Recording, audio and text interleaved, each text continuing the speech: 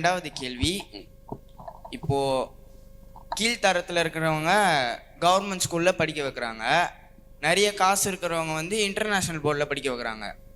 இப்போது காலேஜில் வந்து எல்லாரும் ஒன்றா தான் படிக்கிறாங்க. இப்போ பணக்காரங்களும் சரி, கீழ்த்தரம் இருக்கிறவங்க சரி, எல்லாரும் ஒன்றா தான் படிக்கிறாங்க. ஆனால் 12வது வரைக்கும் நாங்கள் ஏன் இந்த மெட்ரிக், சிபிஎஸ்சி, இன்டர்நேஷ்னல் போர்டு தனித்தனியாக படிக்கிறோம்? எல்லாம் ஒரே தரமாக இருக்கணும்னு நான் கேட்டுக்கிறேன்.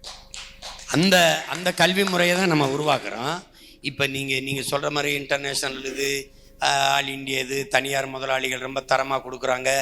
இவங்களையெல்லாம் நம்ம ஒரு தொந்தரவும் செய்யலை. ஆனால் நாம் தரத்தை உயர்த்தி உயர்த்தி உயர்த்தி என்ன பண்ணிடுறோம்? அவங்களுக்கு போட்டி போட்டு அரசு பள்ளி கல்லூரியை நோக்கி நம்ம பிள்ளைகள் படையெடுக்கிற மாதிரி உலக தரத்துக்கு கல்வியை உயர்த்தி அரசு பள்ளி கல்லூரியில் படிக்கிற மாணவர்களுக்கு அரசு தமிழ்நாட்டு அரசு வேலையில் முன்னுரிமைன்னு சட்டம் போட்டு, நீ என் பள்ளியில் படிக்கிறியா, உனக்கு வேலையில் முன்னுரிமை, தனியார் பள்ளியில் விட என் பிள்ளைக்கு கொடுத்துட்டு மிச்சம் இருந்தால் உனக்கு தாரேன். புரியுதா உனக்கு? தானா எல்லாம் இங்கே வந்துடுவான்.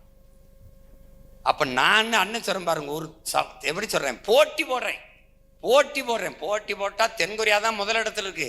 அதை தாண்டதுக்கு முயற்சிக்கிறேன்.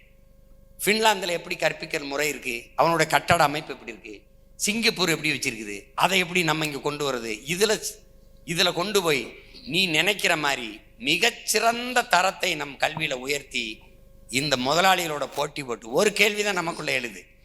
8 கோடி மக்களால் நிறுவப்பட்ட ஒரு அதிகாரத்தால், ஒரு அரசால கொடுக்க முடியாத கல்வியை தனி ஒரு முதலாளி கொடுத்துருவான்னா அப்போ அரசு அந்த முதலாளிகிட்ட தோத்துருது. அப்போ தமிழ்நாடு அரசு, தமிழன் அரசு தோக்கக்கூடாது. அது வெல்லணும்னா சிறந்த கல்வியை நம்ம கொடுத்துறோம். அதனால நீ தைரியமாரு, சிறப்பான கல்வியை நம்ம கொடுத்துறோம்.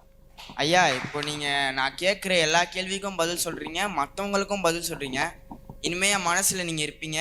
நீங்கள் எனக்கு பெரியார் மாதிரி.